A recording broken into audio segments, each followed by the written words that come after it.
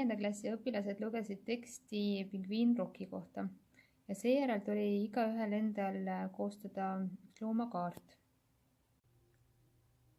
Õpilased said ise valida, mis looma kohta nad teevad ja neil tuli kirjutada siis selle looma nimi,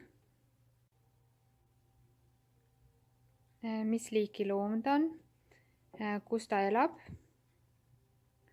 mis talle meeldib ja mis talle ei meeldi.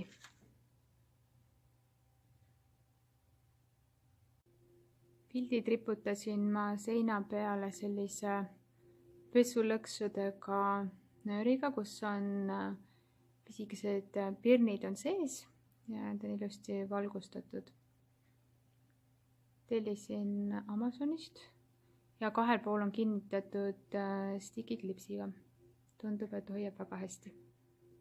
Pimedas näeb see välja siis selline.